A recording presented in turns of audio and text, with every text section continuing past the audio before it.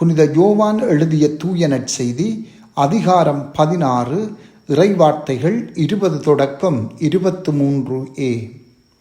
அக்காலத்தில் இயேசு தம் சீடரை நோக்கி கூறியது: உறுதியாக உங்களுக்கு சொல்கிறேன், நீங்கள் அழுவீர்கள், புலம்புவீர்கள், அப்போது உலகம் மகிழும். நீங்கள் துயருறுவீர்கள், ஆனால் உங்கள் துயரம் மகிழ்ச்சியாக மாறும். பிள்ளையை பெற்றெடுக்கும் போது தாய் தனக்கு பேறுகாலம் வந்துவிட்டதால் வேதனை அடைகிறார். ஆனால் பிள்ளையை பெற்றெடுத்த பின்பு உலகில் ஒரு மனித உயிர் தோன்றியுள்ளது என்னும் மகிழ்ச்சியால் தம் வேதனையை அவர் மறந்து விடுகிறார். இப்போது நீங்களும் துயருறுகிறீர்கள், ஆனால் நான் உங்களை மீண்டும் காணும் போது உங்கள் உள்ளம் மகிழ்ச்சி அடையும். உங்கள் மகிழ்ச்சியை யாரும் உங்களிடம் இருந்து நீக்கிவிட முடியாது. அந்நாளில் நீங்கள் என்னிடம் எதையும் கேட்க மாட்டீர்கள்.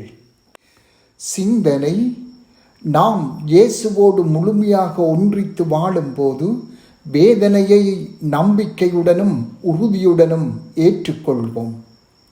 கிறிஸ்து எமது வாழ்வில் இல்லாவிட்டால் சிறிய தற்காலிக சோதனைகள் கூட மிகவும் பாரமாகிவிடும். அதனால் நாம் அவற்றை தவிர்க்கவே முனைகின்றோம். சோதனைகளை எவரும் விரும்புவதில்லை. ஆயினும் நற்பண்புகளில் நம்மை வலுப்படுத்தவும் நிலை வாழ்வுக்கு நம்மை தயார்படுத்தவும் இறைவன் அவற்றை அனுமதிக்கின்றார். அவற்றோடு வரும் வேதனை தற்காலிகமானது. தற்காலிகமானதை நாம் தாங்கிக் கொள்ள மறுத்தால் நிலையானதை இழக்கும் அபாயம் நமக்கு ஏற்படும். இதனை இன்றைய நற்செய்தி வாசகம் விளக்குகின்றது. ஒரு பெண் கருத்தரிப்பதன் நோக்கம் இறைவனின் படைப்பாற்றலுடன் ஒத்துழைத்து எக்காலத்துக்கும் நிலைத்திருக்கும் ஒரு புதிய ஆன்மாவை இவ்வுலகிற்கு கொண்டு வருவதற்கேயாம்.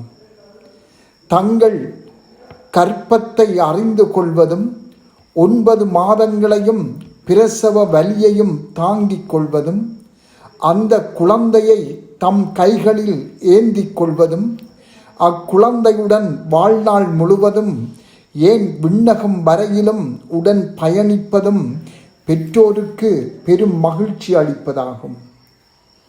குழந்தையை பெற்றெடுப்பதற்காக தாய் வேதனைகளை தாங்கிக் கொள்ளவே வேண்டும்.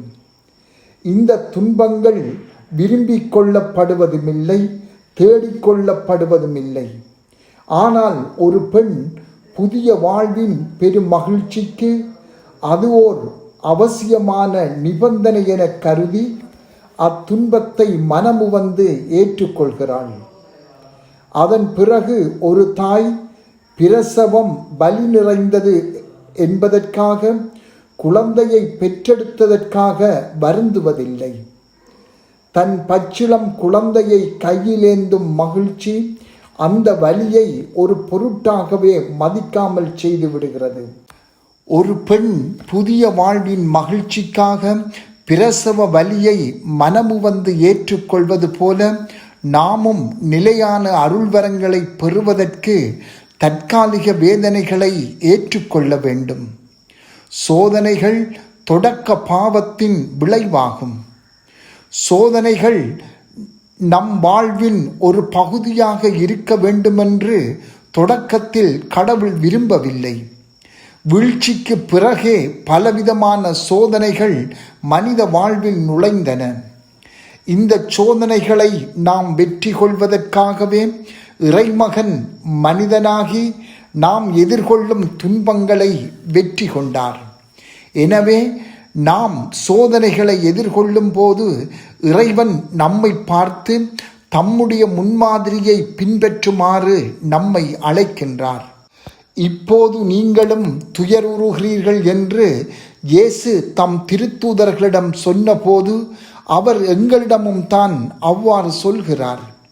சீடர்கள் தமது பாடுகளின் ஊடாக அடையப் போகும் வேதனையை இயேசு முழுமையாகவே அறிந்திருந்தது போல நாங்கள் தாங்கிக் கொள்ளுகின்ற ஒவ்வொரு வேதனையையும் அவர் முழுமையாக அறிந்தே வைத்துள்ளார்.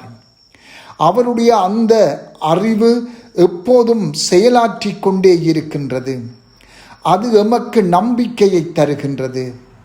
நான் உங்களை மீண்டும் காணும்போது உங்கள் உள்ளம் மகிழ்ச்சி அடையும். உங்கள் மகிழ்ச்சியை யாரும் உங்களிடம் இருந்து நீக்கிவிட முடியாது.